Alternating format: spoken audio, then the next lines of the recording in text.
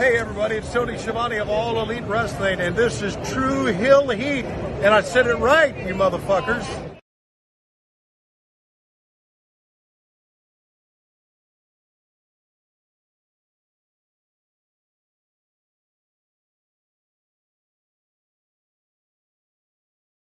All right, ready when you are. Hey guys, I may have go away heat, but these guys have true heel heat. So you better listen to the podcast or else I'm gonna kick you in your fucking cock and balls. I'll get it.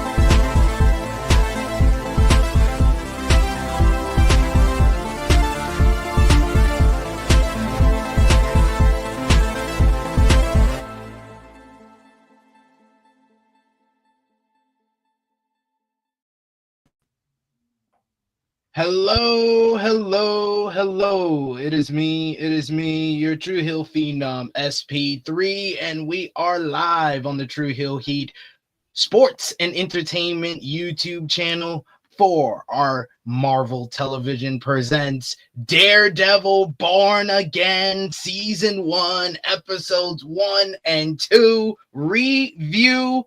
And we got an all-star cast here to discuss the return of the greatest Marvel television show in the land. I don't care what you say, Agents of S.H.I.E.L.D. fans. I don't care what you say, WandaVision fans, low-key fans. Put our dick on the table, and we have no fear with it. Daredevil is the best, and we're here to discuss it. And I got two good brothers here to discuss it with me. First up, you know him as the inside man for NXT over on Fightful Overbooked. He does some writing over there as well. Very well done piece about Robbie X the other day. Very much like that. The good brother himself, Corey Brennan, is here. How you doing?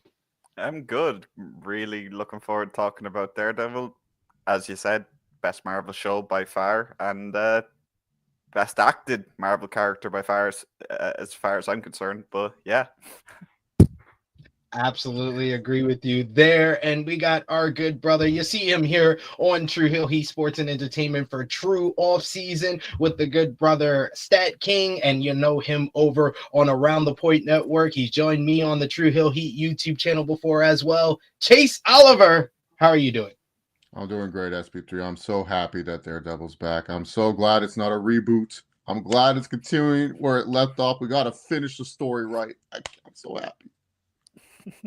We got to finish the story. Even though this is Daredevil Born Again Season 1, it's really Season 4, guys. It's really Season 4 of the Netflix series. But yes, we appreciate y'all for joining us live. Appreciate y'all if you're watching us on demand. Remember to show your appreciation back the simplest way possible. You can drop the thumbs up on this video if you're watching on the YouTube. If you're watching us on Twitter or Facebook, you can drop a heart, drop a like, whatever you like to do to show your support for what we do here. And of course, if you're with us live, if you watched Daredevil Born Again just like us, you could comment, let us know what you thought about the first 2 episodes of this series. And of course, we want you to join the conversation if you're watching us on demand. So comment down below, let us know what you thought about Daredevil Born Again Season 1, Episodes 1 and 2. So before we get into this first two episodes, kind of give us like what's your fandom? Where did it start with your fandom of Daredevil when it was on Netflix? Because it sounds like all three of us were fans of the Netflix series and now are fans of the new Disney Plus series. Me myself, I started watching. I want to say the first Netflix Marvel show that I watched was Luke Cage because I'm a Harlem-born kid. So Luke Cage being in Harlem, it was like they got a bulletproof black guy from Harlem. I was like, I gotta watch that. So I heard about that, and it made me watch Jessica Jones season 1 before I watched Luke Cage season 1. I heard the hype for Luke Cage season 1, so I was like, they was like, oh no, you got to watch Jessica Jones because that's where he's introduced. So I watched Jessica Jones season 1, absolutely loved it. Kilgrave, still one of the best Marvel villains ever. Oh, yeah. And then I watched Luke Cage season 1, and then everybody was telling me, oh, you got to watch Daredevil. So that's watching Jessica Jones season 1 and Luke Cage season 1 was like, that was my introduction into the Netflix Marvel universe. So then I watched Daredevil season 1 and season 2, and I fell in love with season 1. Season 1, I think, is one of the best done seasons of television I've ever seen, not just in the Marvelverse, but in television. Season 2, first half with Punisher, excellent. Second half with The Hand, not so much, so it balances out. But then I watched Defenders, which that was another one that was up and down. And then season 3 of Daredevil, I thought was even better than season 1. I loved it because of Fist on his shit. They made Kingpin much more of a villain, especially him poisoning Vanessa, making Vanessa a villain as well. And then the origin story of Bullseye, Matt and his mom, and Matt kind of reuniting with Foggy and Karen, all of that just perfect television. So I've been in love with the Daredevil series for about since like 2017, 2018. What about you, Corey? When the Daredevil originally came out, it was something that I only found out about it because of Netflix advertising it, like when it was coming out initially, and I didn't really know much about Daredevil. I'd never seen the Ben Affleck one or read the comics or anything like that. All I knew going into it was that he was blind. That's literally as far as I knew. And when I watched season 1, it was something where I was like, yeah, this is my new favorite TV show of all time. That's how good it was to me when it first came out. And then as the show came out, same thing. As it was coming out, I felt like it got better and better throughout the seasons. But looking back on it now, I couldn't pick a favorite season. And kind of in a similar way to you, SP3, I picked up on all the other shows. Jessica Jones is another one that I love. I watched Luke Cage, which I also liked. I watched Iron Fist, which I wasn't really sure about. I liked the acting, but I didn't really like the fight scenes and so on in it. But yeah, just Daredevil for me, Charlie Cox's performance more than anything roped me in. The long oneers that they did in one per season, pretty much, or two given in season 2. But that kind of stuff all mixed in with the fact that it was actually an MCU product. They made it very clear in the very first episode that was MCU. So it was at a time when the MCU was at its peak, really, or near to its peak. So that really roped me in as well. But yeah, when I heard Born Again was coming out, even when it was originally announced as a reboot, I was kind of a little bit disappointed. But at the same time, I saw Charlie back as Daredevil. That's all I cared about. He's a fantastic actor. And yeah, I'm happy that they decided to reshoot a lot of the stuff, even if it doesn't look perfect. And I guess we'll get into that in a bit. Yeah, I was very excited for it coming back as well, especially after seeing him in. I was one of the few people when I went to see No Way Home that popped when he appeared on the screen. I remember being in there. I remember being in the theater. I was like, damn. And no one else was popping with me. I didn't care. I was like, just looking around like, oh, I'm the only one happy about this. I don't care. I'm hyped. My boy's back. Chase, what about you? Where did your fandom start with Daredevil? Oh man, all the way back from when I was reading the Spider-Man comics, because Spider-Man, a lot of people misconception, Kingpin is actually a Spider-Man villain. Daredevil just kind of picked him up in the comics later down the line. So that's when I started to get into it, because I kind of liked his character design. And then I read a little bit of Daredevil But honestly, I'm a fan of bad movies. Like, I tell people this all the time. I'll defend Spider-Man 3 to the grave. Like, you cannot tell me it's a bad movie. It's a great movie. Daredevil 2003, people hate. I love it. I think it's actually a really, really good movie, and it has really good fights that are actual like comic panel fights. So I actually love Daredevil from 2003, and I've always wanted Daredevil. Like when MCU was starting this up, like Iron Man, Captain America, they were getting stuff. I'm like, oh, they gotta get Daredevil in this because like Daredevil will hit so hard. He's blind too. He hits a whole demographic of people. And when they announced a TV show and it was going to be on Netflix, and keep in mind, when Netflix announced this at the time, this is when Netflix was good with the TV shows. Like every Netflix original, it was like, you can't miss this. This is why you pay all this money for Netflix, because the TV shows are top notch. So I knew that this show was going to be good. And oh my God, season 1, quite possibly one of my favorite season 1s of all time. It's like top 5. But I'm with you, SB3. Season 3, that's the best. That's the best season. I'm just like, oh my God, this season was just, because like Defenders, it was hit or miss. Like it was like there's parts I liked, and then there's parts whatever. But man, season 3, that's why I watched Daredevil. Man, this is why Daredevil is like, this is why it's one of the best shows. Like, oh my God, it was so good. And I was with y'all. I was like, Born Again. When I heard it was a reboot, I was really pissed. I was just like, God dang it, how are they going to explain this? He's canon, right? Like, how are they going to explain this and stuff? They talk, because like there was always like a weird thought, like, oh, is Daredevil part of the MCU? But they mentioned stuff from the MCU movies and stuff. Like they mentioned about Hydra, they mentioned about New York getting destroyed and everything. I'm like, how are we not going to mention that? How are you going to? Did Thanos' blip just removed everyone's memory of Daredevil or something? Or did Doctor Strange's spell and No Way Home fuck up so bad that Daredevil also got rebooted? Like Matt just forgot he was Daredevil. He doesn't know who Foggy or Karen is, and Kingpin never got arrested. But thankfully, they're continuing the story, and I love that they're continuing the story. Yeah. The only thing I really think, like, because they kind of have touched on stuff, probably all the questions that we have through like the appearances that Charlie as Daredevil had in No Way Home, or in She-Hulk, and then Kingpin in Hawkeye, and then Echo. Yeah. But they have not addressed how did Kingpin get out of jail? They still have not addressed that. The thing is, they have to come up with a reason that makes sense, but also in the Daredevil, the original show, like they showed that Fisk is a world-class manipulator, even of law enforcement. So it could be a situation like that, or he could have just snitched on everyone for real this time. We don't know. But that's the thing. That's the great thing about the show. There's still 7 episodes left.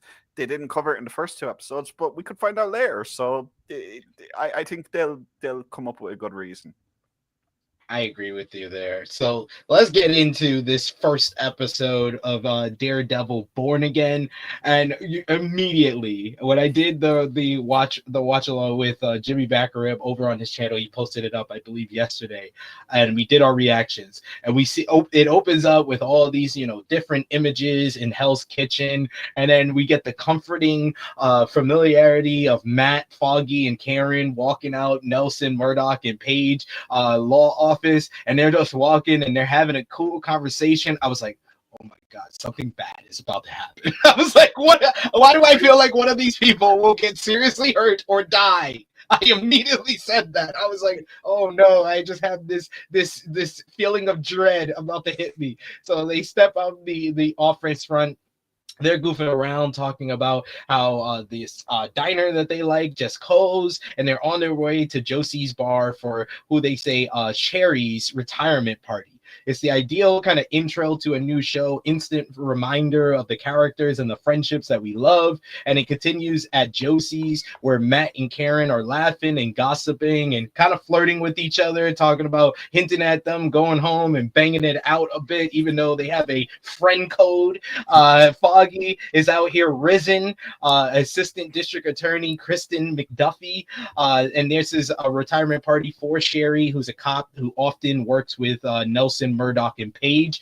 we never saw him in the original series, but this was their way of connecting a newer character to the older gang.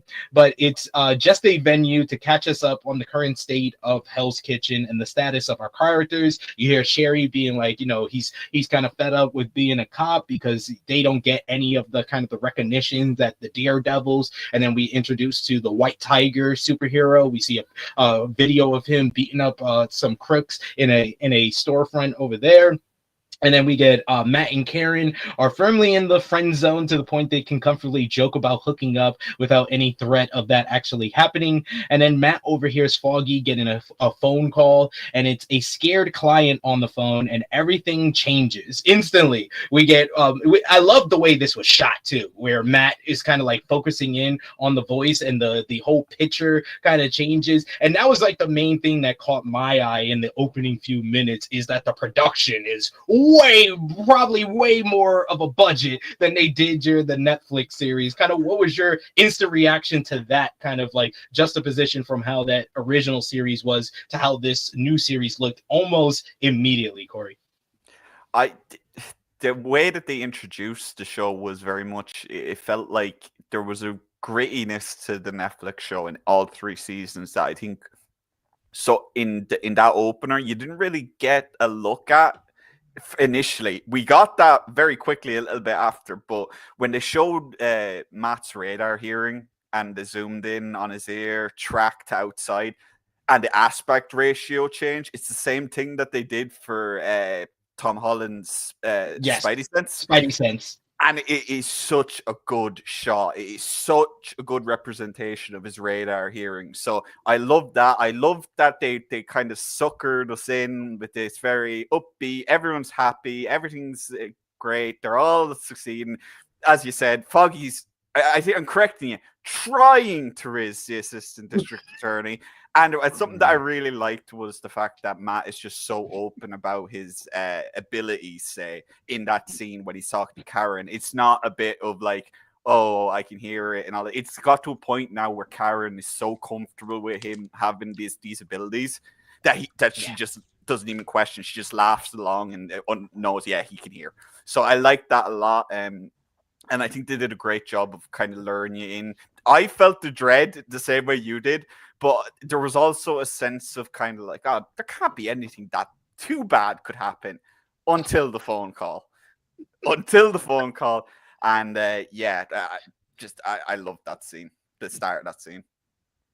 Absolutely agree with you there. So yeah, to talk about the phone call, it's a scared client on the phone with Foggy, and everything, like I said, is about to change. Foggy stashed a client at his place, which is down the block, to protect him after something that went down in Red Hook. But now a familiar face is after them both, as it's Benjamin Dex Poindexter, which is of course the bullseye that we were introduced in season 3, the former FBI agent with perfect aim. He's here, who briefly worked for Fist and impersonated Daredevil until getting his spine broken by Fist for turning on his employer. Before there's time for Matt to even process anything, or us as the viewer to process anything, he's immediately going off because Foggy tells him like he didn't want to give him a reason. That's why he didn't tell him about everything going on with the client. So then Matt, feeling that the client was in danger, he gets on his Daredevil gear. And I love that opening. They did like basically the Spider-Man flies around the city type of thing with Daredevil. There was one point where I didn't know where his weapon was hanging from because it was like off the frame and higher than the buildings.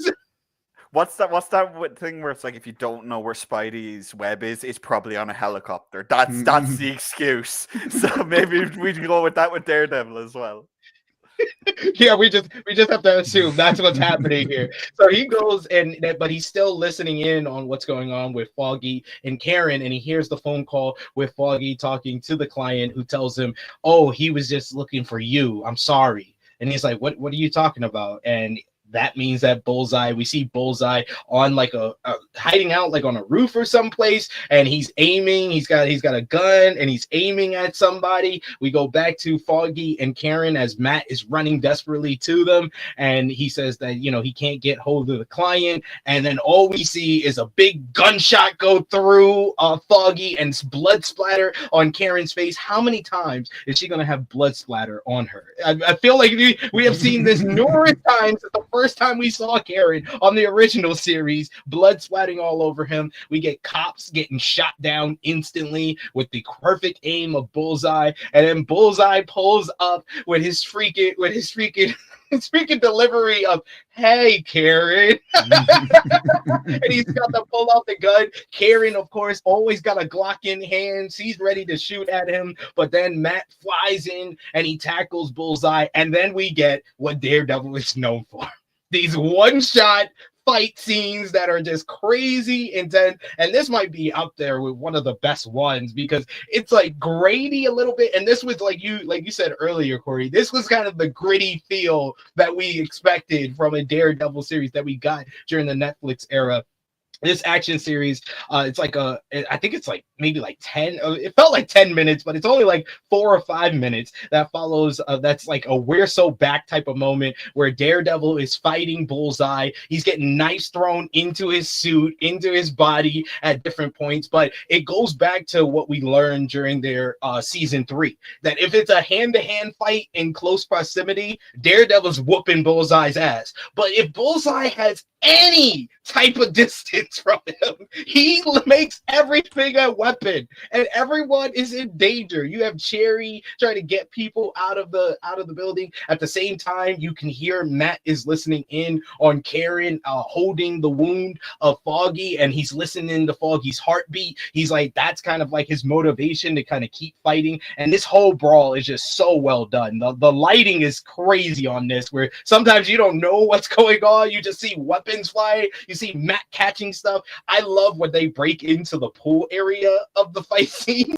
And Bullseye just starts launching pool balls at people's heads. He gets one in the skull. He bounces one off the wall. It hits a lady. You have Matt trying to take care of people at the same time he's going after Bullseye. Then they go into the apartment building where Bullseye just basically fucking kills someone just for asking what's going on. Then he knocks out another woman at the same time Matt is going after him. He eventually goes up to the rooftop where the fight is continuing, and Matt is beating the crap out of Bullseye. He pulls off his mask. The Bullseye outfit wasn't comic accurate, but I feel like we're gonna get more of Bullseye. I feel like we're gonna get more of Bullseye, and we'll get to the more comic accurate costume. But they fight near the edge of the rooftop. Matt is still listening in on Foggy's heartbeat, but the heartbeat is getting slower. And you can see Matt getting more emotional as he's punching Bullseye. He's looking over the rooftop to look at Karen, holding Foggy's wound. And Foggy is trying to stay alive, but his heart stops beating. And at that point, Matt just loses it. Matt is like, why in Bullseye's face? And Bullseye has one of the best reactions ever. He just starts laughing in this man's face. He pats him on the shoulder like an old drinking buddy, like, gotcha. What? Matt is just totally distraught to the point he launches Bullseye off of the roof. Bullseye splatters on the ground. Immediately when that happens, I'm like, he's not dead. He got reinforced spine. He's not dead. But right.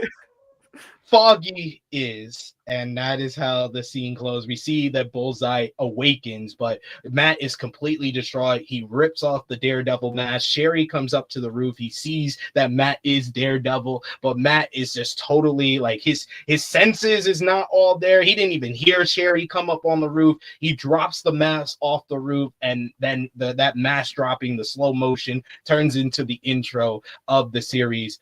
My Lord, that might have been one of the best cold opens that I've ever seen to a TV show. Chase, what did you think about this opening action sequence? I loved it. This is Daredevil, man. Like it's not up there with the season 1 hallway fight, but it's pretty damn good. You knew that this was going to be a jam-packed opening. Like you said, started off all happy. You knew something bad was going to happen. Foggy even says, "Dark times are ahead, my friend." Says it to him before they go to Josie, so you know something messed up was going to happen. And yeah, that was crazy, man.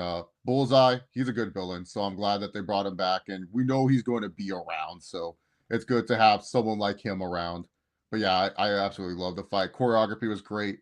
Love that I couldn't tell what was going on. It felt really real and authentic with all the smoke and everything.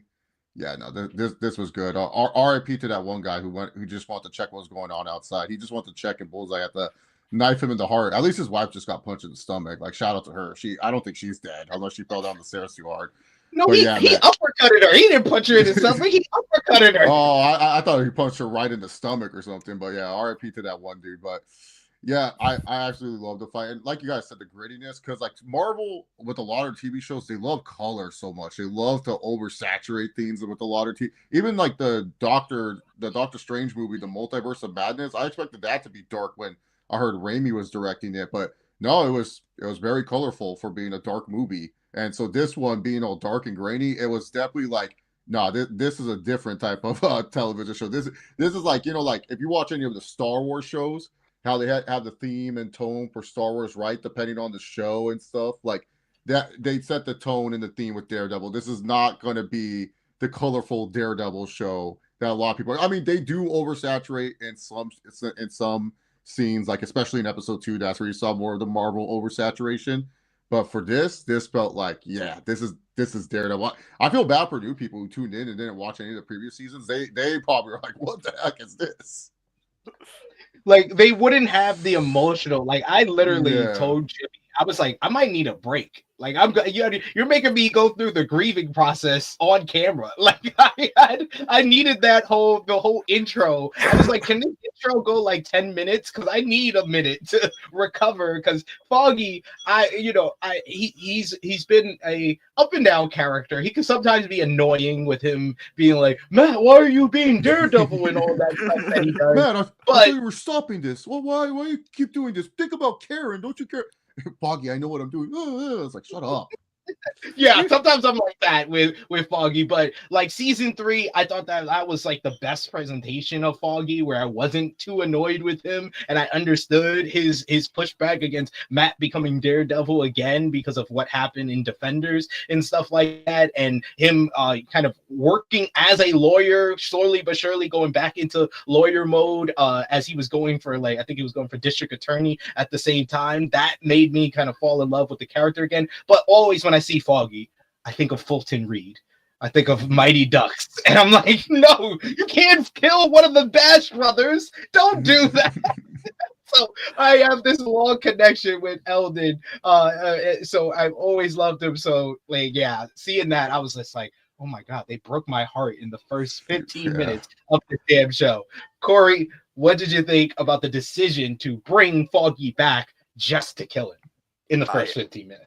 I think Matt needed a reason to kind of set Daredevil aside. We saw them kind of tease it in season 3, but that was almost kind of like a self-hatred kind of thing. He felt like he didn't deserve to be Daredevil, and it's kind of similar with this, but it's more so. It's more poignant, maybe because in season 3 we saw him kind of like regain his strength and everything while in the church, but in these 2 episodes we saw him completely just he doesn't feel he's allowed go into church. He doesn't allow himself to go in. So I think that it's a lot to do with that. You kind of had to give him a strong emotional reason to quit, because he's already thought about it before. So you needed something that kind of superseded Elektra in what it meant to him. So while I can understand that, it didn't change the fact that I was absolutely heartbroken.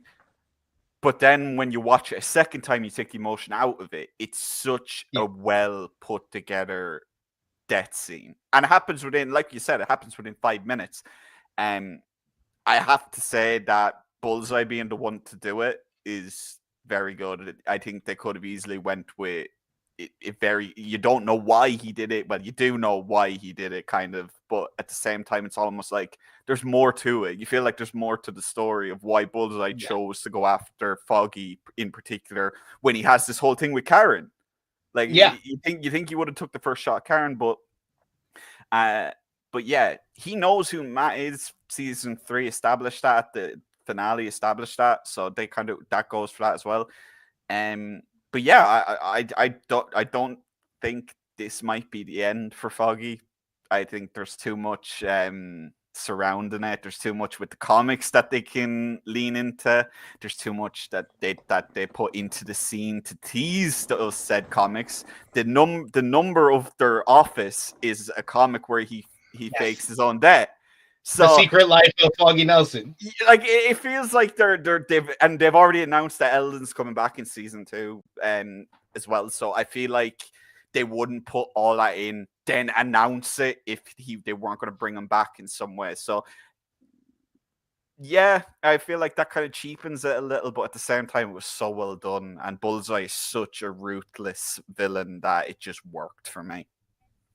And Bullseye was the perfect person because Bullseye has killed multiple people that were close to Matt in the comics, so it made sense for him. But yeah, I agree with you though that if it's Foggy in that this was all fake or this is him faking his death, it does cheapen the impact of this. I'm hoping that Eldon returning for season 2 is more like in the comics where Daredevil used to see his dad's ghost in his head, like as his conscious. I would like Foggy to be that conscious for him and have him return in that part, not in the way to like, oh, this was all fake, because I think that it takes away from how great this first 15 minutes was.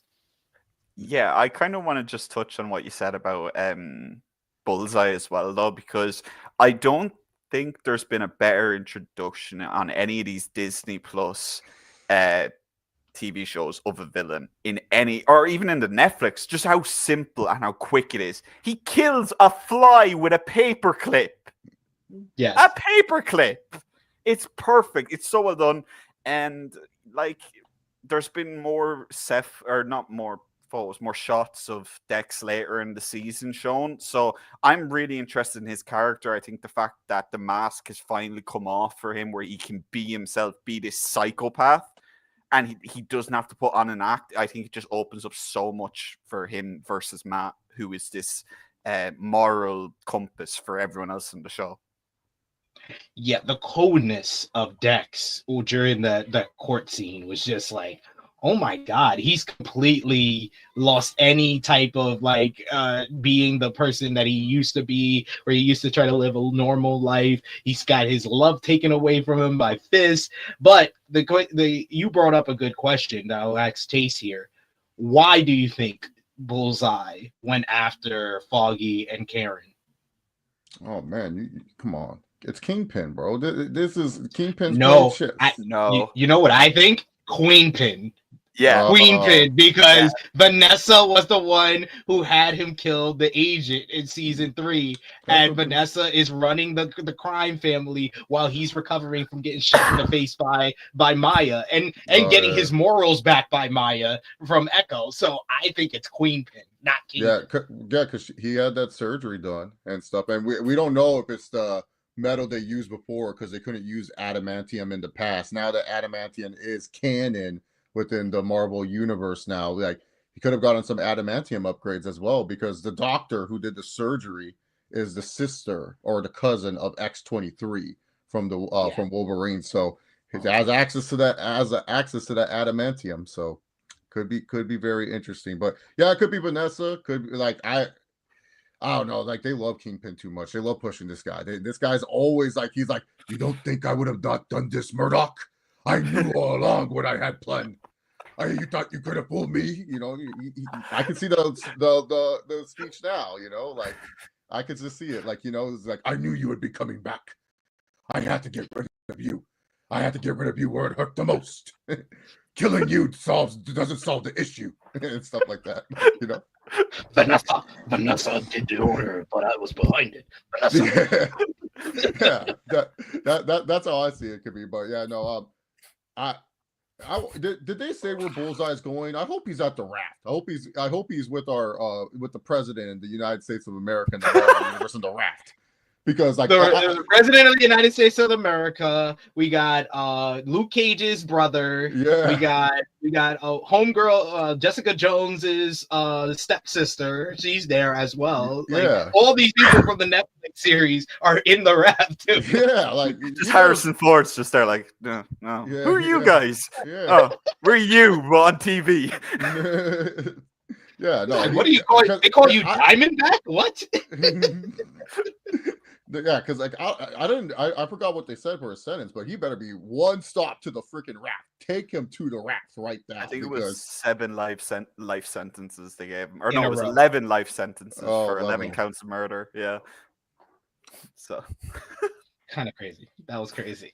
We got a couple of people in the chat with us. We got Greg Carter II says, if Matt let Foggy go instead of him, Foggy would still be alive. I mean, yeah, that is true. That is true. If Matt would have just been like, "Oh, Foggy, go check on the guy at the thing," instead of him going, maybe it would have been. Well, no, probably it would be Karen who got shot instead of Matt. Because his hearing would have been focused on Foggy. He would have been focusing on Foggy's going to make it to the block in time, and then he would have totally missed Bullseye's gunshot. So someone was going to die regardless. Yeah. We got Dustin. He says Bullseye suit might be in another comic. He says Bullseye like Punisher. You better not miss if you can kill me. Yeah, like, and this was Matt's first real time doing attempted murder. Like, this is his first time ever. He's gotten close and he's talked about it with Fist, but he's never actually did it like he did here. It was like, the thing is, you said he threw him off. He didn't even throw him off though, man. He kind of just brushed them off, like, just go die then. That's basically what he may as well have said. But just, yeah, I really, really, really can't wait to see those two fight again, because it's gonna be brutal. After this, you got to follow this with something even more brutal, more violent. Like, the way they started off this show was just ridiculous. So you gotta go even to the bigger extreme with him after he murdered Foggy. We got Bala B, who says, man, those 2 episodes were almost perfect. He says, I mean, episode 2 was perfect. So what would you say? What did you like better, episode 1 or episode 2? That's a Chase? hard one. Oh, episode 1. I loved episode 1. I got Kingpin and Matt Murdock having breakfast together. That was like my favorite part. I mean, yeah, that scene might have been even more satisfying for me than the fight scene at the beginning. Yeah. He's all like, I've never had this place before. Interesting. I was like, yeah, great. Glad you like the coffee. I miss Maggie's. I love how that scene ends, because they're both just done with each other, and it's just kind of like, good day, sir. And just walks out. So well done. So yeah, we pick up on everything a year later. Some street interviews from the BB report, which is from BB Urich, which immediately I heard that Urich name on pop. I was like, it's Ben Urich's daughter. We would find out later is his niece, but I was like, oh my god, he's related to Ben. Confirmed that Daredevil is indeed retired and the streets are suffering as a result. At least Matt's career is thriving, as him and Kristen McDuffie are now partners and the head of a respected firm, but he's still clearly messed up about what happened last year. As we can see in his emotional testimony during Dex's trial, the killer has no remorse, and he sentenced to life in prison on 11 counts of first-degree murder. I have a feeling that he won't stay in prison for long. I'm just saying, it's Dex. But probably the saddest part of the court scene, or when they're at the court, is the state of Matt's relationship with Karen. When they chat after the trial, she lives now in San Francisco, and while she's happy to see Matt, deep down it also hurts too much, because he reminds her of Foggy, obviously, but also because he wasn't there for her in the weeks after Foggy's death. Matt has a habit of going dark, which we saw a lot in like season 2 and season 3, especially after Elektra's death, and he still hasn't gotten over that. But this time he's not abandoning Matt Murdock to be Daredevil full time. He's doing the opposite. He says, I'm not him anymore, and I won't let myself be. But that actually, it seems like Karen is more upset at the fact that he won't be Daredevil anymore. And even she went back to Josie's bar and collected the horn on the Daredevil mask and gives it back to Matt. What did you think about that little scene with Karen and Matt, Corey? I thought it was great. I think I can't remember if it's Deborah or Deborah to pronounce the actress's name, but she is just a phenomenal actress. She we all talk about Charlie a lot and Vincent and so on, but she's the emotional kind of core, I think, of the show, and she always was in the first 3 seasons. But I think it's a kind of a testament to grief, really, and what grief can do to people, especially when it's 2 people that have lost someone who was the third in a trio, really. It was the 3 of them against the world kind of feeling with their law firm. So I loved how that was done. I loved how everything in the courtroom was fantastic. I loved Matt's testimony. I loved that Karen came late, and I love how Matt had to pause because he realized Karen was there. I loved both of their reactions when the sentence was read out. Just Charlie Cox, man.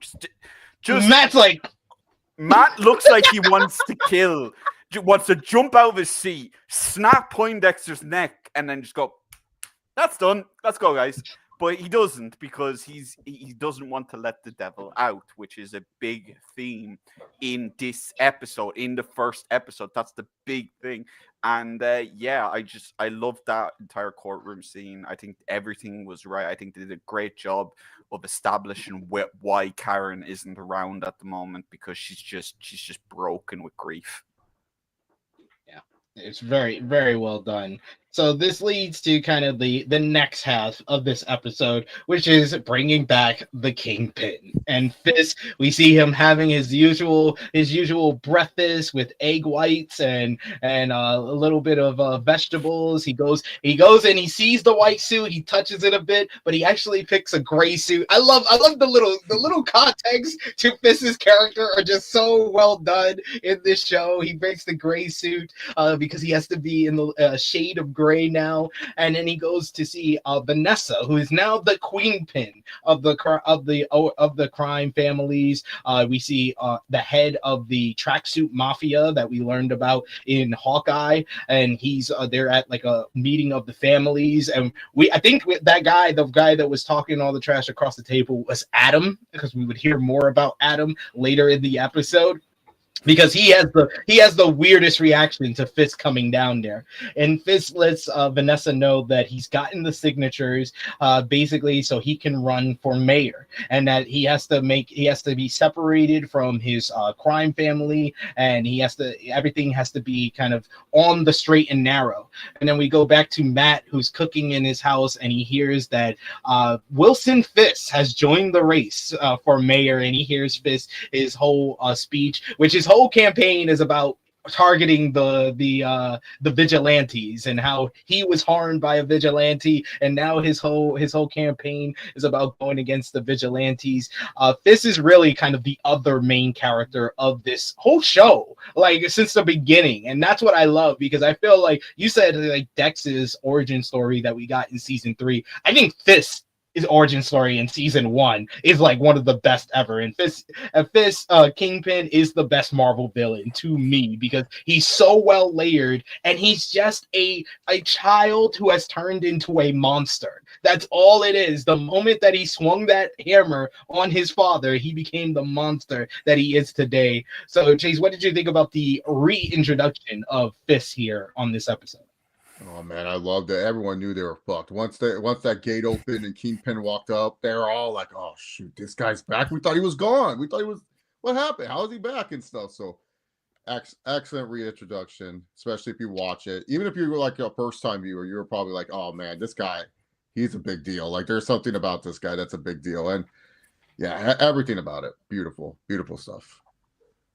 Yes, but there is tension in his relationship with Vanessa, and it seems like Vanessa kind of resents Vince for his months-long absence from their marriage and for his case in commanding attention the moment he walks into a room, while her gender still puts her at a disadvantage. So she also seemingly strays from the marriage that we would hear later in the episode. But this is all really kind of the speed run of this running for office. He's a late candidate in the mayorship. Matt does his background check on him through Cherry, who's now his investigator for the firm, and he finds out that he's on the straight and narrow. So that leads to the aforementioned meeting between Matt and Fisk as they go and sit down at a diner and kind of go over kind of each other's past since the last time that they saw each other, and how Fisk got shot in the face by Maya, Echo in Hawkeye, and all that went down with her, and that Matt has started his own new firm and that he's doing well for himself, kind of like indirectly saying like Karen and Foggy were holding you back, basically. Like, I love the little touches in that little conversation. Was probably the best part of episode 1. Corey, what did you think about the whole sit down between Fisk and Matt? I felt like it was kind of like, it was very much a kind of both of them kind of doing a temperature check on the other. That's what it really felt like, and it felt like that was what the conversation was about. One, the fact that Fisk's, I can't remember, I think if it's his head of security walked forward and kind of said, "You can't be here," and then Fisk walked forward and realized, oh, it was Matt, and he was like, "Ah, shit, this guy again." But the scene in itself, Kingpin's dialogue has always been his strong suit. Like the words that he uses, the way he phrases, he's so easy to impersonate. You guys have been doing it the whole time. Like, he has his own cadence. He has everything. He's such a like we said, like, he's such a well-layered villain, and you can almost see Matt kind of just almost bubbling over the entire conversation. He does not want to be there. He does not want to be giving Fisk this like decorum on this conversation. You can tell he wants to just reach across and go after him, but he's suppressing that. And like I said earlier, I just love how it ends. Just it looks like we understand each other very well. Then, good day, sir. And they just Matt walks out. Neither of them couldn't stand there any longer. If they did, it was going to end ugly. I love that about it. They're not just all buddy or even acting buddy. It's still a tenuous relationship, and it's just very well done. And I think it's very interesting that the line from the trailer where Matt says a line was crossed, everyone thought it was either one of two things: either Foggy had died or he had killed someone. It turns out it's both, basically. So I found that to be interesting as well. And I'm very much looking forward to seeing those two on screen together again. Yeah, like you said, it ends with them basically threatening each other, with Matt saying, "If you stay in your lane, I'll stay in mine." If basically saying, if Fisk goes to his old ways, Matt will stop him, and vice versa. Fisk tells him, "If you go back to your vigilante ways as the mayor, I'm going to stop you from doing that." It's so well done. It really sets the stage. The other part of this premiere was Kristen setting up Matt with Heather, who is her therapist friend. They have a nice little meeting. Well, first tensious meeting because they were kind of set up by Kristen. Basically, Kristen telling him that it was a client for him to meet, and then she thought that he wanted therapy, but they hit it off with one another. She's from Queens, he's from Hell's Kitchen. They have a date that's nice, and during the date, that's when he finds out that Fisk has been elected to become the mayor. And the one last tidbit was we're introduced to Fisk's kind of organizer for his mayorship, as well as the son of James Gandolfini, the son of Tony Soprano, is some social media mark for Fisk, and now he's a part of his team. So they celebrate the whole win, and then we see a meeting between Fisk and Vanessa, where it's revealed that Fisk knows that Vanessa cheated on him with one of the people from the crime family named Adam, and that has to stop. But Vanessa asks him to not kill Adam, and he says, I'm not that man anymore. And then we end the scene with a nice little, very well done kind of shot scene with Matt walking the streets as everybody's celebrating that Fisk has won. and they're playing the nice music. You see the red light kind of shining in the background for Matt, kind of being like his other, like the devil on his shoulder, basically. So well done. That you see Fist on top of a rooftop, and there's a white light shining on him as well, and they're staring at each other. Even though Matt is blind, he's staring up at Fist on the building because he knows he could probably hear his heartbeat from out there. Just so well done, that final shot. I loved it. Chase, overall, what did you think about episode 1? Oh man, episode 1, terrific start. I'm so happy Disney Plus said, "No, we'll give you 2 episodes this week," because I would have been too amped up. I would have been like, "No, I need a second episode right now. Disney, you can't be doing this to me. Give me another episode." I would have been too hyped up. I would have been like, "I need another episode," because when I see good television, I just get hyped. I just start pacing in my room, getting pumped up. Like I'm just like, "Yes, this is what I want." And thankfully, there was a second episode. So I think it helped even more that there was a second episode, because episode 1, terrific start. Loved it. 9.5 out of 10. I have to give it that. It was too good for me. Yeah. We'll give our final ratings when we're done with episode 2 here. But any final thoughts on episode 1, Corey? Like you said, that closing scene, and I saw a lot of people saying that they didn't like it because the music didn't fit with the Daredevil theme and all that. It fit with that scene, absolutely. Yes. I thought with that scene, it was just like you said, just pacing back and forth, just yes, this is awesome. Holy crap, yes. But I loved that it wasn't just that it was the lighting, the color of the lighting. It was also the fact, if you pay attention, Matt's face is covered straight down the middle. Straight down the middle with just the red, and then the other side is just as normal. Just brilliant. I thought the cinematography on this episode was so well done. I didn't like this, that sometimes the CGI was a little rubber bandy, but they had to reshoot a lot of the stuff that they ended up airing on this episode. So I didn't really think much of it past their initial thing. So I don't really blame them for that. But yeah, I thought it was perfect, kind of little bit of a taster to what we were going to get in episode 2. Yeah, because episode 2 is basically like the perfect follow-up to that final scene, because it's really split between what's going on with Matt, what's going on with Kingpin in this episode here. Because this episode starts off with New Year's, I believe it's 2027 in the timeline, New Year's 2027, where they basically are celebrating, and we see a speech from Mayor Fist, and Matt is watching or listening in from another person's apartment because of his super hearing.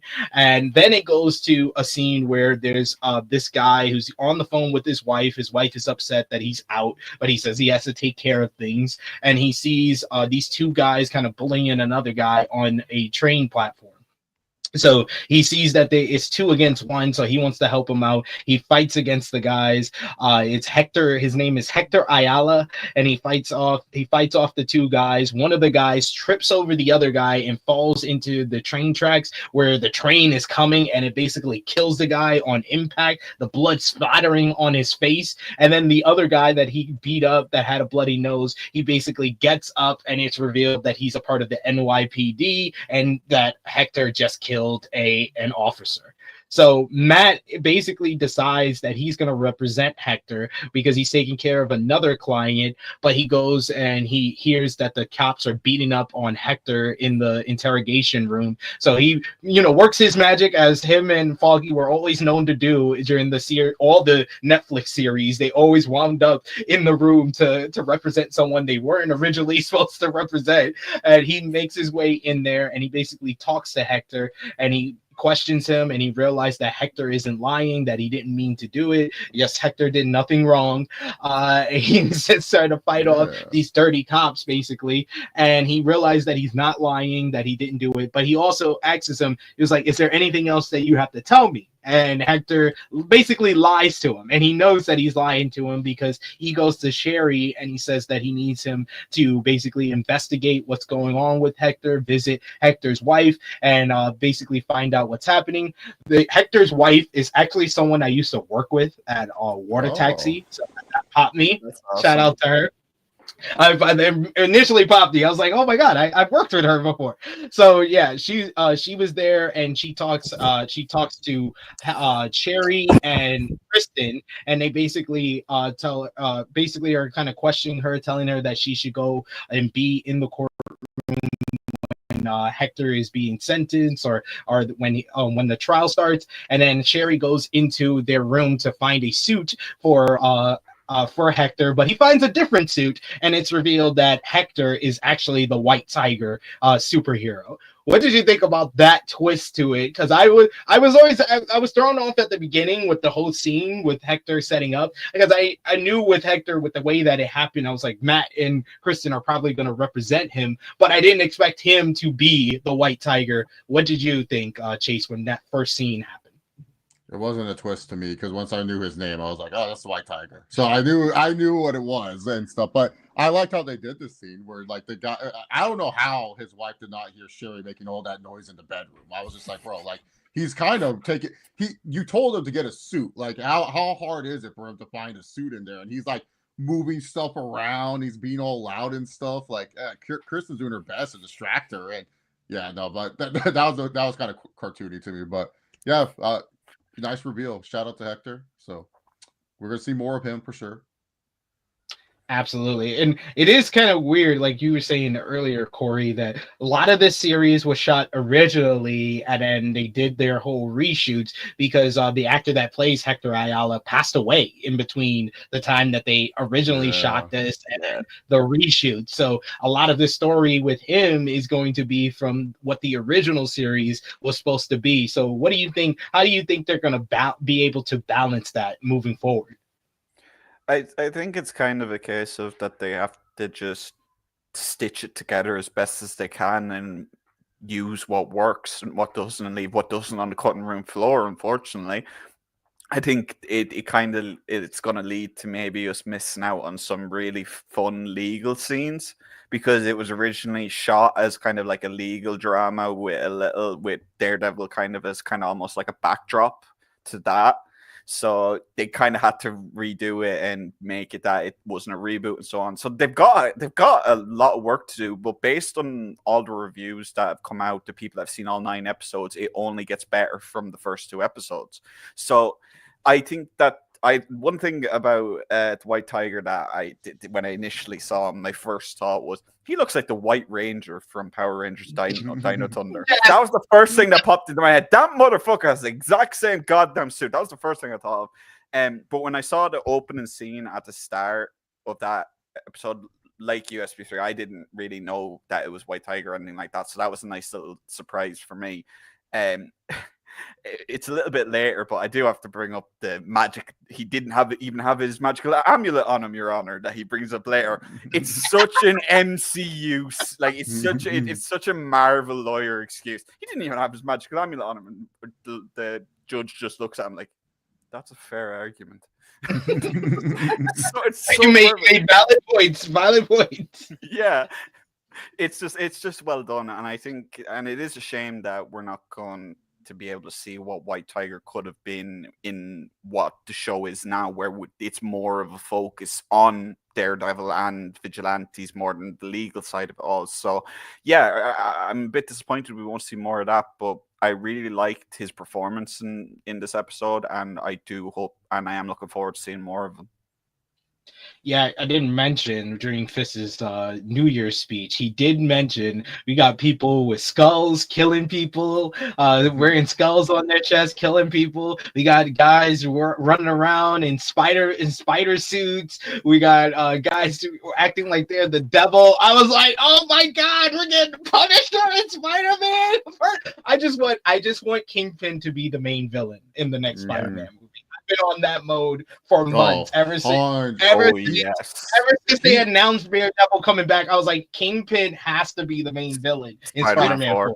It really shocks me how many people have not watched the Daredevil Netflix, because when I have debates with my friends of like who are the best Marvel villains, I'll bring up like the Marvel TV people and I'll be like, yeah, Kingpin's like probably top 5. They're like, Kingpin, like what has he done? And I'm like, did you not watch it? Like, he's like the best acted character. Like, you gotta watch Daredevil and stuff. Like, some of my friends will watch it, but then they're on the whole like, Thanos is the best villain, or this person's the best villain. I'm like, Dog, Kingpin, he would convince Thanos to give him the Infinity Gauntlet. Some way, somehow, he would convince his purple alien, you need to give me the gauntlet. I know what's best. Kingpin will literally probably just use the gauntlet just so that way his dad can come back to life, just so he can kill him again. That's like he would use all the Infinity Stones just for that. Like, it'd be the stupidest reason why Kingpin would use it. But I'm here for it, man. I'm here for it. But yeah, no, like, I need him on the big screen. I need him on the big screen.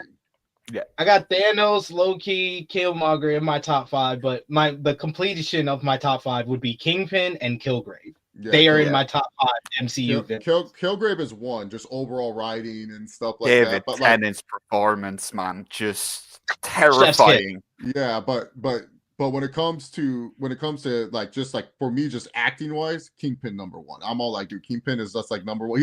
He has more body of work than Kilgrave. Kilgrave only gets like that 1 season, sadly. Like he should have been he should have been more. It should like because that his power is OP, man. Like he can just convince anyone to do everything. I'm like, oh my god, like who's stopping this guy?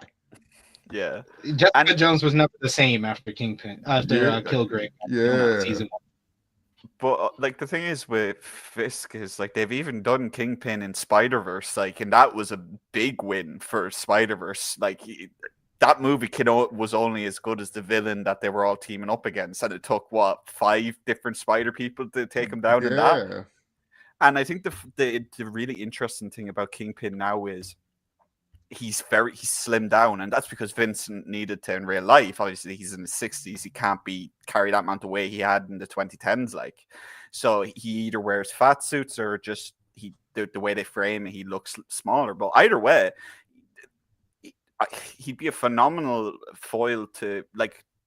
Peter is back on street level at this point in Spider-Man. We all know that's the way that we should have Spider-Man 4. So if it's Kingpin, then we could possibly get Daredevil in that movie as well. Obviously, this is all stuff that is possible, and with Secret Wars and everything coming up. So anything could happen at this point, other than Spider-Man appearing on Daredevil Born Again, because we all know that's not going to happen. Because that's not going to happen. Greedy motherfuckers, that's all. If we get Spider-Man, he's just web swinging for 2 seconds. We just see him web swing for 2 seconds. A silhouette in the background. Yeah, exactly. That's all we're going to get. Like, maybe a quick little scene where Daredevil's like, thanks for the help. And then Tom Holland did like 2 lines of voice dialogue and he swings away. We don't see him on screen. It's just a stunt double because they didn't even bother paying Tom Holland to come on scene. So they're just like, there you go. Because even one of my favorite parts of Friendly Neighborhood Spider-Man was Daredevil fighting a younger Spider-Man. That was one of my favorite parts of that series. Yeah, because there's no way. Like they're probably like, hey, is Tom Holland still on his rookie contract? Oh, he resigned to the veteran. Oh, he had the max. Oh yeah, we can't afford him for the TV. Yeah. He's past the TV shows now. It's not happening. So the cops want to protect their own after Hector was killed the cop. Hector knows that this deck is stacked against him, especially because Matt is going against District Attorney Hochberg as Kingpin. Hochberg. Sure enough, he's denied bail immediately at the hearing. They don't even want to hear from Matt. His wife's absence, seemingly driven by her distaste for his vigilante lifestyle, doesn't help with the optics. But Matt gets a win after finding out about his whole vigilante work and approaching him about it, and Hector being apologetic, saying that he probably should have told him about it. Matt brings it to the judge as well as Hochberg and gets a win for convincing the judge to grant a motion to suppress Hector's double identity, knowing that it would bring bias to the jurors against Hector. The other missing piece to the testimony is Nikki Torres, which is basically kind of be the next search. We get a nice little conversation between Cherry and Matt, where Matt is like, he knows that he's not lying, but Cherry says it doesn't matter if you can't prove it. I like this was the first scene where I was like, okay, I can fucks with Cherry as a new kind of person that Matt can rely on, because him and Fisk are literally the only 2 people in New York that know Matt is Daredevil, or that he was Daredevil. What did you think about Cherry's kind of place in the first 2 episodes, kind of being the new Foggy and Karen to Matt? Chase? I liked it. I thought, I mean, I had to see more of it, but for the first 2 episodes, he was fine. And also, I like that he has like a cop background, so he has a little bit more of like a difference. Like, it's not like Foggy, who is also like a DA working on pro bono. So like, it's like a conflict of interest for Matt, because Matt and him think kind of similar when it comes to certain things. Like, he's thinking of it as, I'm a cop. This is how you have to do it as a cop. He's using his background of expertise. So I kind of like it because it just brings a different dynamic. And plus, he's an older white dude. So it's like kind of like Matt would have to respect him. It's like a kind of like a father figure in some sense. It's like kind of like sticks to him in a way. So it's just like he has to kind of respect this old white dude. He can't just like blow him up and like, Foggy, you're just being stupid. I don't want to hear this from you. And then just go do Daredevil things. Like, he has to be smart about it. Yeah, he is kind of like a cross between I would say Foggy and the Reverend. The Reverend from the first 3 seasons. Kind of like as an older. Yes, another person bullseye guy. I miss him. He was a very good character, and he would have been very good in this one. But at the same time, he also had to die for season 3, so I'll take that. But on the topic of people, did not know that. Did not know Sherry was. Yeah, he looks white to me. Very light skinned. It doesn't matter what race he is to me, because he's gonna die. He's dying by the end of this. Oh, damn. He is dead. He is deader than dead. That man is going to poke his nose in Vanessa's business, and she's just going to. I think Cherry's death will be the reason why Matt fully gives back into Daredevil. Obviously, in this episode, we'll talk about that more. There's a bit where he lets the devil out, but I think when he fully gives in to being Daredevil again, it'll be related to another death. I think it'll be. A death will make him take a break. A death will bring him back, personally. And I think that will be Cherry. I think Cherry's character is just someone that is just going to end up dead by the end of the series, this season, one way or another. It's not it's not that I don't like him or anything. I think like you guys said, he is a good character. I just think his fate has been kind of already kind of just been spelt out to you in the show. But that's just me. The women are safe. The men will die. That's how it works with Daredevil. Exactly. That's what it is. Unless you're Elektra, then they reverse it. Well, Elektra, she walked into that trouble. To be fair, but like we always say, the other main character is Fist. So Fist is getting used to being the mayor. He has a whole bunch of meetings set up. They go to meet with I think it's like the head of the fire department. Oh, the commissioner, and he sees basically a hole in the ground. My headcanon, I was like, that's the hole that Doc Ock made in No Way Out and No Way Home. I was like, in my headcanon, that's what it was. And he gets the construction workers to fill the hole and then makes a big show of it, saying, let's see, I said I would get things done. It's a hole. We just have to fill it. He goes off, and he looks all good for it. But then he goes and meets the commissioner at the funeral for the cop that died, and he basically tries to approach him, but the commissioner wants to basically leave. He gets this information from BB Urich, who goes and see him. Apparently she rizzed up the apprentice and basically got a meeting with Fist, and where he brings up, oh, you're she's like, yeah, I'm my name after my uncle Ben Urich. He was like, he was a good journalist. But you can also see I knew him. He's clenching his fist as he says it because he knows that he killed Ben Urich. And Baby just goes after him. She doesn't even ask him a question. She just starts badgering him for like a good 5 minutes, then asks about his wife. And that's when he tells her to skedaddle up out of there. But he got the information that the commissioner wants to quit and that's going to put him in a bad kind of state with the cops. So he tries to talk the commissioner into kind of being cordial. He's being diplomatic, but the commissioner wants to hear nothing of it. He's like he says, I want you to have the shortest run as mayor, which leads to him basically saying that he loves cheesesteaks. He was like, he heard that he's from Philadelphia, and his new Wesley is like, oh, we love Geno's. He was like, well, I love this new one. It's called D'Angelo's, and he shows him the paper of the cheesesteak he's eating, and it's a picture of a secret child that the commissioner has with another woman outside of Philadelphia, and basically he bribes him into staying on as commissioner, and he's like, well, You're Xing it for yourself. But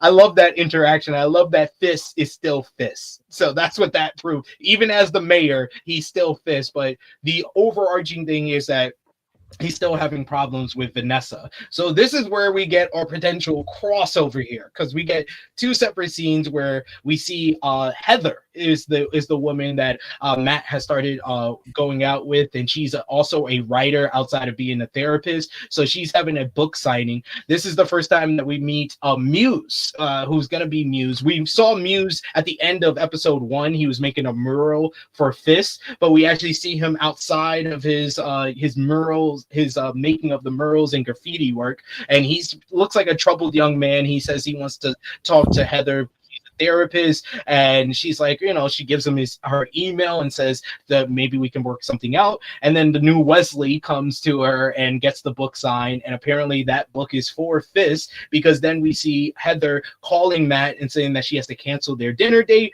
because Fisk and Vanessa are going to therapy now to fix their marriage. But this was probably the most obvious reshot scene, because I don't think Fisk and Vanessa were in that room together. That's how it looked like from the framing of everything to the distance between them on the couch. It worked well, but for me, as someone that watches a lot of television, immediately that got me. I was like, yeah, this was not filmed at the same time. But again, when couples go to couples therapy, that's usually how it ends up. They end up on opposite sides of the couch. And that's the whole point. They want to be brought back together. So it was nice. I thought that was a nice image, to be fair, of showing the distance between them. Because when we saw them in season 1 through 3 of the original show, perfect. Absolutely nothing wrong with them whatsoever. They were both devoted to each other. And obviously a lot's happened since then in other shows, in Echo, in Hawkeye, and in the background. So I think it was a nice twist. I would very much enjoy if Matt finds out and he initially thinks, oh my god, Fisk is once again trying to get involved in my life, and he goes and he asks Fisk, and Fisk just kind of goes, I'm in therapy. I need therapy. Just watch him kind of just go all feeble and kind of like just shrink a little and kind of admit it to him. And it just confessed he had no idea. Maybe even it's another sign of Matt kind of nearly letting the devil out, and then Fisk kind of appeases him, and then Matt calms down. Maybe we get to see something like that.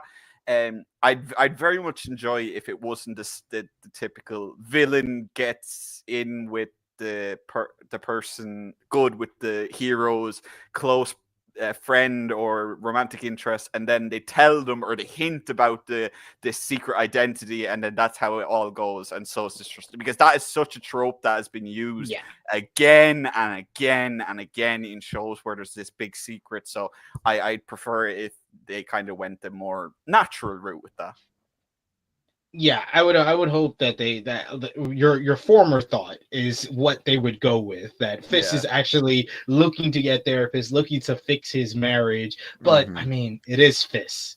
So I mean, I know it'd just be nice. It'd be a funny scene kind of for Matt to go absolutely ballistic, and then Fisk just go, she was the best therapist that I was recommended. What more do you want from me? Or something like that. It's so well done. It's so well done. What did you think about Fisk going to the therapist and the whole meeting with Vanessa and Heather in the first meeting for the therapy, Chase?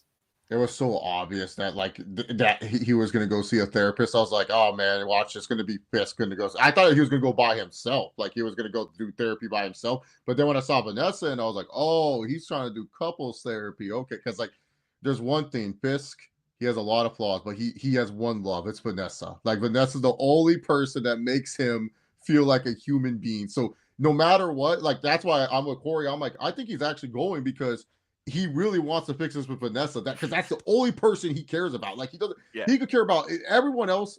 Just bugs, annoyance, nuisances, but not Vanessa. Vanessa is the one that makes Fisk actually feel like a human being. So I could totally picture Fisk saying like not even knowing that Matt's seeing this girl and doing all this. Like he probably won't even reveal it. He'll probably just do like with the diner scene. There'll probably be a point where they cross paths and he sees it, and then later on they'll say, stay in your lane. I'll stay in mine. And then Matt's like, all right. And then that's it. Yeah, we're gonna get some crossover due to this whole therapy, though. That's for sure. That's what the very least that we got from this episode here. But that's kind of the end of Fist's whole run on this episode, and the episode ends basically with the missing piece of the testimony for Hector Ayala, and that's Nikki Torres, who is the key witness. To find him, Matt follows the not dead cop, the cop that Hector attacked at his home, listens to him arrange to track and kill the loose end.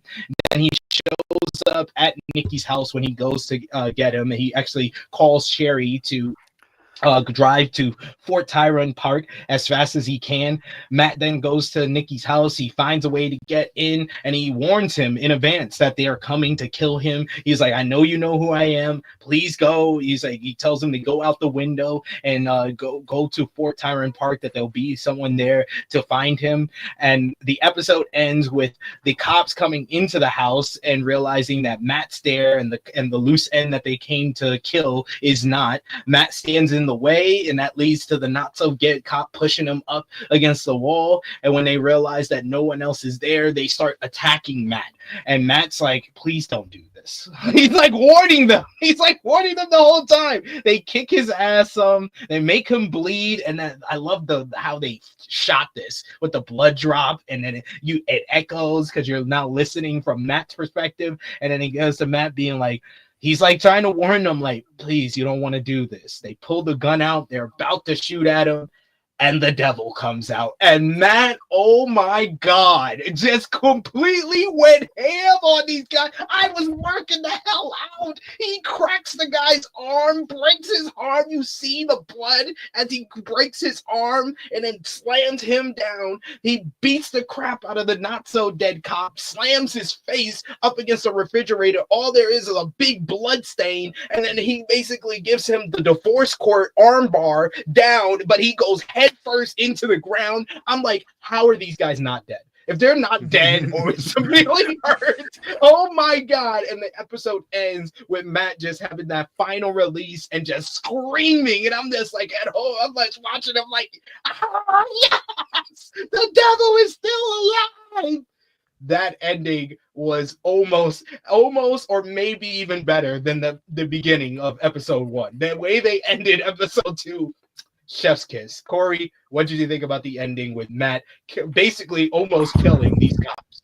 I think it's up for interpretation if he didn't or not, because that last dude's neck is at least broken. Did you hear that grunt? Yes. Man lands like that, and on here, and it's like, okay, well, he's dead, but he might be paralyzed. Who knows at this point? But the thing is, it's a very interesting scenario because neither party should be there. That's the thing. I don't think this is like Dunstan says if they're not dead, Fisk will find out he acted again as Speed until the Vigilante Act.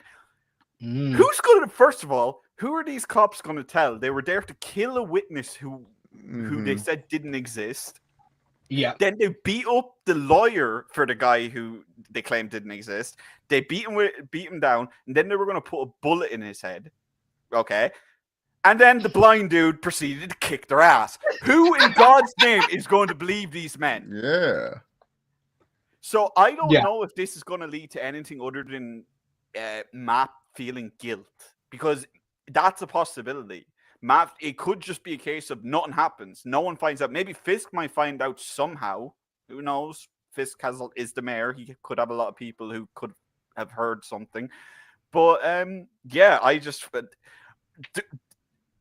I found that fight scene to be more brutal than any fight scene that we saw out of Matt in the first 3 seasons.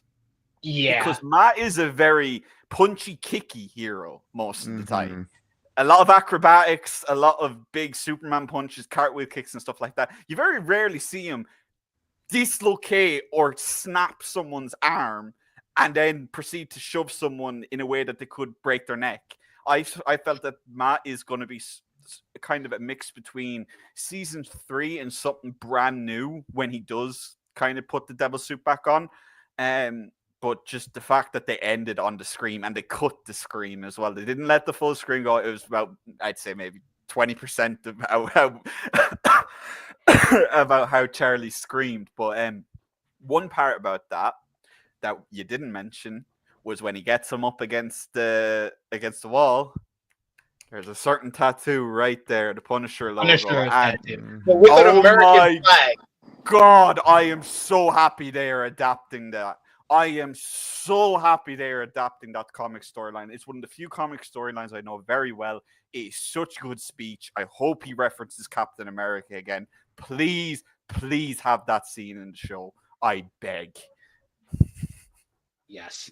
The cop had a Punisher tattoo with an American flag on his wrist when they closed up on it to make sure that you caught that detail as well.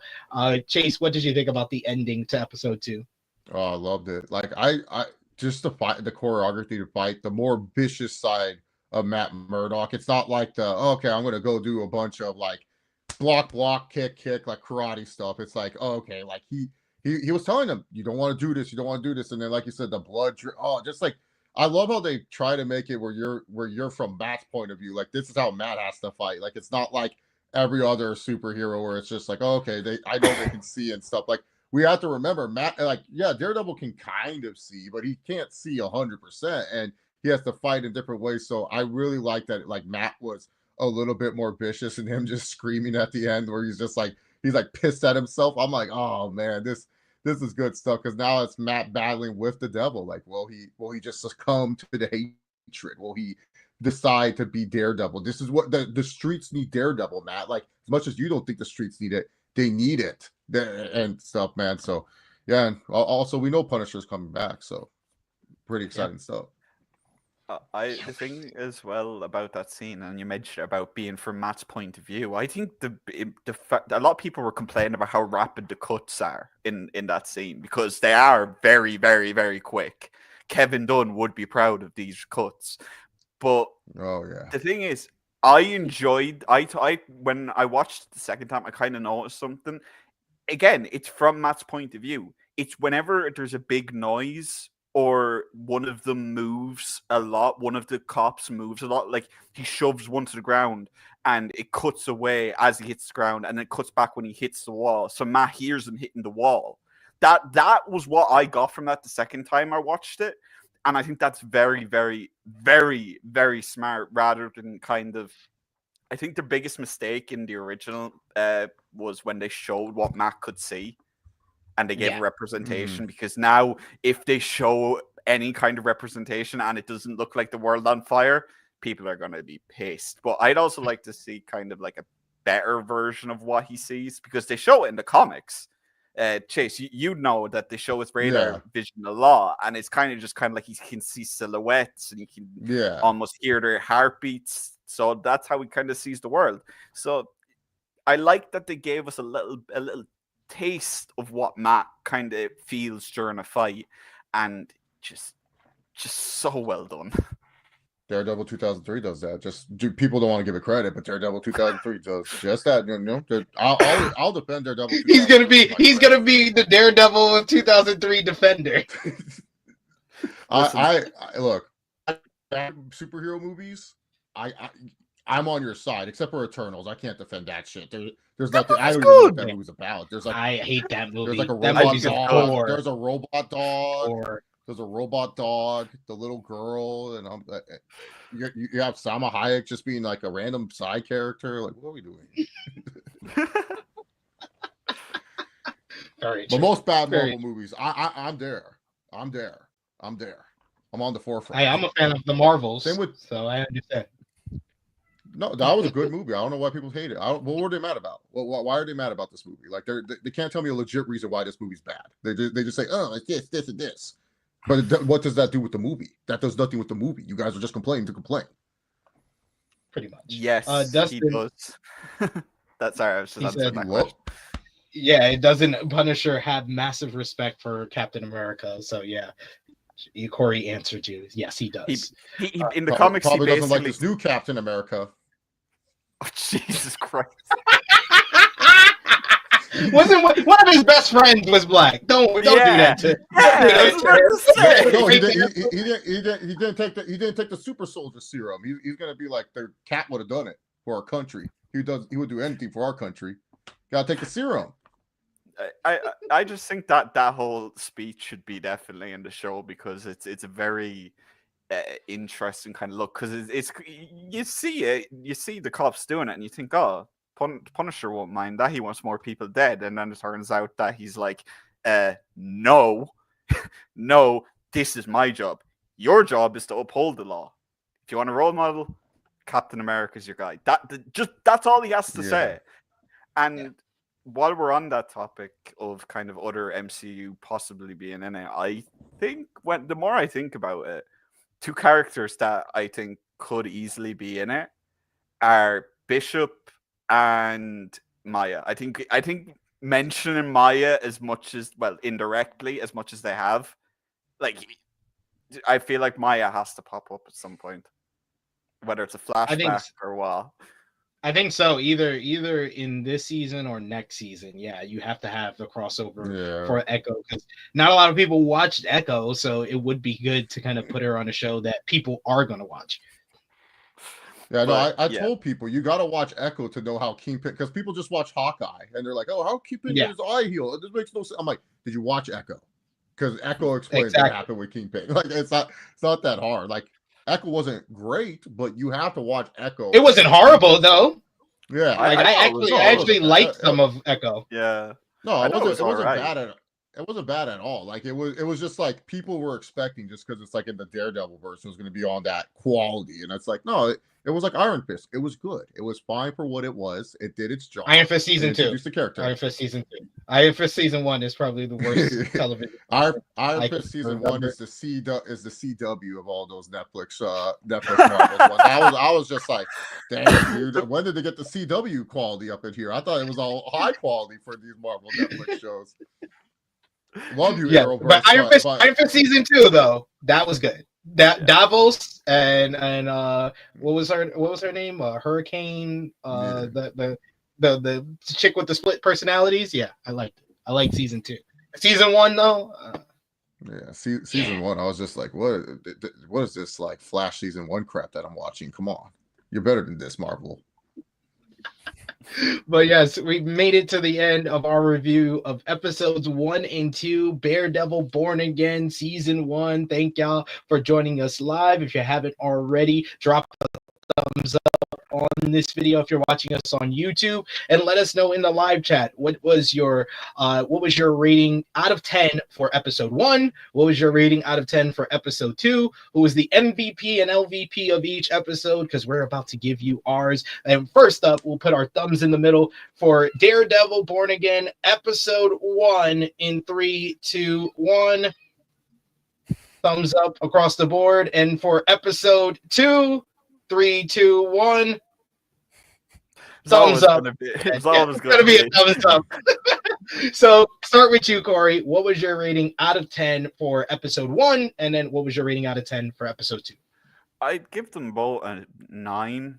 I don't think either episode's perfect. I think there's things that you could kind of nitpick in both. And I say nitpick because I like everyone at this point is aware of the production issues with the show and the changes that have gone down. So I think people that are being a little bit nitpicky over a lot of that stuff. I mentioned some of that stuff already, but yeah, I think both episodes were fantastic. Again, not completely on the level of the original show, but you can feel them building back up to it and kind of the actors getting back into the roles kind of as well. Yeah. I'm going to go for episode 1 with a 9 out of 10. For episode 2, 8.5 out of 10. I would have gone 8, but that final scene made it an 8.5 for me. Chase, what about you? Episode 1, 9.5 out of 10. Episode 2, 8.5 out of 10. There we go. So what was your MVP for episode 1? Who was your MVP for episode 2, Chase? Oh, man. MVP for episode 1. Got to give it to Daredevil. Matt Murdock. He was my MVP of the episode 1. Okay, episode 2. Who was your MVP? Man, episode 2 was Fisk. He managed to get the cops to get back on his side. He found doing the Fisk scenes, and then acting like he didn't know, acting like he liked Ben this whole time. Like, dude, you killed him. What are you talking about? You liked it. You respected him as a drug. You killed him in season 1 and stuff. Like, Fisk was he fixed the hole. Like, how hard was it? He gets stuff done. Like, he is the mayor that New York needs. So he is the MVP. Fisk can fix it. Corey, your MVP for episode 1 and episode 2. Episode 1, I'd have to give it to Bullseye just because he's in the show for 5-7 minutes at most. You barely see him. It's more his action or more his presence that scares the crap out of you more than anything else. Like I said, I can't wait to see what more he does for episode 2. I have to give it to Matt because just that everything from the moment the corrupt cops enter that apartment where Matt's standing there with his stick in his hand, he just had a kind of a smile on his face, like, just missed them, guys. Sorry about that. Just his whole attitude, just going from that to the devil, was just so well done. That was well done. I almost gave him the episode 2 MVP just for that alone, but I do agree with both of you. Episode 1, it is Bullseye. Bullseye, he had the most impact on that episode 1 in the short amount of time that he was there. It has to be Bullseye. Unfortunately, he did give me grieving complications during that, but he is MVP for episode 1. Episode 2 MVP, I have to give it to Fisk. Fisk can fix it, and he fixed a lot in that episode 2, and he got the commissioner to stay on the job and basically found his illegitimate son. So, I mean, Fisk being the mob boss that he is, he has to be episode 2 MVP. So LVP for episode 1 and episode 2. For episode 1 for me, fortunately, it's Foggy. We lost him. He has to be the LVP of the episode. We lost him there. And then for episode 2, I would give it to probably Hector. Hector's not in a good state, and he's a white tiger. So yeah, he's totally fucked up Matt's whole case for him, and Matt was able to recover it, but Hector's not in the best position. So he's my LVP for episode 2. Corey, episode 1, episode 2, LVP. Episode 1, I will say, yeah, I'd have to agree with either Foggy or Karen, just for the simple fact one dies and one moves across the country. This episode 2, I guess the cop that broke his neck. That's really, like, there's not many other options. The guy broke his goddamn neck at minimum by a blind guy. Like, there you go. That's all. Yeah. That's a good reason. That explains it. Chase, what about you? LVP for episode 1 is definitely Foggy. First off, couldn't even riz up Kristen. Then he knows Matt well enough. He doesn't want to bother Daredevil to help him out with his problems, give him a reason. And that reason's why you're dead. Like, how are you not the LVP? You couldn't bag a girl. You pulled out 20-year-old whiskey, and that didn't seal the deal? Oh, man, you in the mud. You are definitely the LVP, Foggy. Rest in peace. And then LVP for episode 2, man, there's a lot of great candidates, man. There's a guy that gets killed by the train. Corey mentioned the guy that I mean, he just gets killed by a train. He doesn't even it's like the lamest way to die too. You tripped over your buddy's foot and you got hit by a speeding train. A CGI train. Yeah, dude. Blood spattered everywhere. You can also go with the guy that broke his neck, but I'm with you, SP3. It's Hector, man. Like, bro, just tell Matt the truth. Like, why are you making things difficult, man? Like, you're obviously a vigilante. Like, you should probably know like something about Matt Murdock's history or something. Like, I don't know. This is where you could tell, like, okay, like this was definitely supposed to be its own show, because he would probably have a good idea that Matt Murdock has done stuff with Jessica Jones or this person or that person or represented this person in the past. Like, he would know, like, oh, Matt Murdock? Oh yeah. But he was like, who are you? And stuff. So yeah, Hector, you're in the mud, bud. Now you're making my dog Matt's job harder. Like, why make your lawyer's job harder, man? It's like I'm watching Suits LA. It's the same shit. I like the first 2 episodes. Hollywood producers making it harder for my dog Arrow. I know he has a name on the show, but I still call him Arrow. I'm like, bro, why are you making Arrow's job harder? Why are you making Oliver Queen's job harder? Damn it! Stop it. Got to get Diggle up in this bitch to sort this shit out. Deep cuts. Thank you guys, but that is gonna bring us to a close on our Daredevil Born Again Season 1 episodes 1 and 2 review. I will be back to do more of these, and you guys are more than welcome to join me whenever you can, because I love talking about Daredevil Born Again episodes 1 and 2 with all of you. And all of you watching, if you haven't already, drop the thumbs up. That helps out the video a lot. But Corey, let everybody know where they can follow you on social media and when they might see you again on anywhere else, or where they can see your work over on Fightful. You guys can follow me. It's on the screen at Corey Brennan FF. You can find me over on Fightful. On Fightful Select. I do a lot of wrestling reporting over there. And yeah, my social media is basically most of that, and stuff like Daredevil Born Again, which I am obsessed with at this point. And yeah. Love it. And Chase, thank you again for joining us. Let everybody know where they can follow you. Yeah, you guys can follow me on X at ChaseAuber68. Around the Point Network, you can check out that YouTube channel. We talk about wrestling on there. And then also True Hill Heat Sports Entertainment for true off-season. Stacking and I are definitely going to be doing an episode sometime next week, especially with the off-season and all the moves that the teams are going to be making, signing players and stuff. So that should be a fun thing to talk about. So a lot of stuff going on. Maybe tonight on the Trio Heat channel, we might be watching Revolution as a family, watching that show. There you go. Yeah, I need you to talk Romeo into it. He's telling me, I don't know, maybe you gotta push him to do it. Chase, I believe in you. Yes, Corey. I volunteer if there's. I might volunteer. Depends if I'm dying by. Yeah, if you're not dying, sir, like. but because you're watching a show, you don't have to say as much as you had to do here. So yes, you're more than welcome. I'll send you the link. I'll let Romeo know. We have two tributes to join him for the Revolution watch party tonight, and it starts early for us over here in Europe, Corey. So that's always a good thing. I was telling my miss, I was like, oh my god. It's gonna end at 4 a.m. instead of 5 a.m. Yes. I don't know, man. He's on the West Coast. He loves pushing the shows later on and Cope. He's gonna force Moxley to do a 40-minute classic.